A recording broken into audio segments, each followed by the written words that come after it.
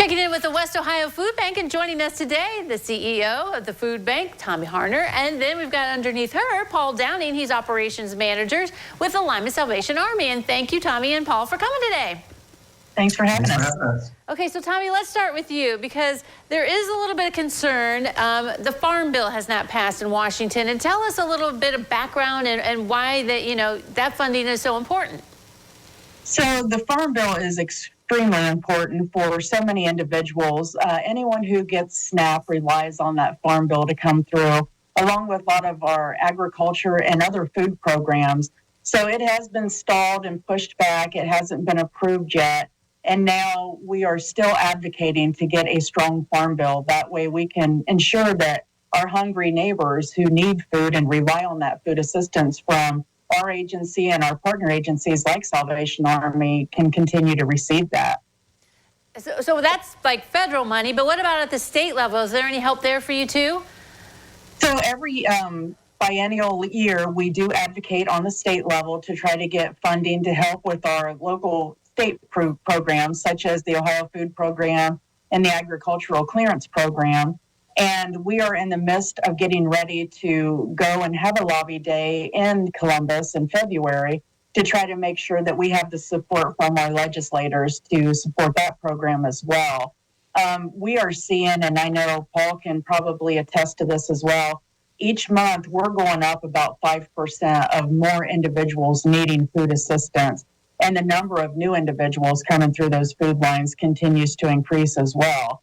So our concern is that if we don't have these state and federal budgets to help us with these programs, then we're going to have to dip into our budgets a lot more to purchase food, along with our partner agencies, just to make sure that we can continue to fulfill that need. So is there anything that we can do? I mean, can we write a letter, send an email, anything like that? Absolutely. So keep an eye on our website and our social media as we can send letters to our Congress. We will ask individuals to help us do that. But more importantly, if you have received assistance from us or any of our partner agencies in the past, if you'd be willing to tell your story to us, that is very impactful when we go and have these meetings. And we would love to be able to share your experience of what brought you through those food lines and what kind of impact that the economy and inflation and everything has had on you being able to provide food for your families. Yeah, Paul, Tommy kind of mentioned that, this is kind of a big time of year where you guys are really visible, from Red Kettle to, Toys for Tots, and you assist with food and other help that you can. So tell us about how things are going and maybe how people can help you guys out. Yeah, basically helping out by getting on a Red Kettle, volunteer to help out. We have kettles available 10 through 7 a.m. or 10 a.m. to 7 p.m. We're at all the local stores. Walmart, Sam's will be coming up really soon this weekend. Chiefs, QP stores. So all those locations are available.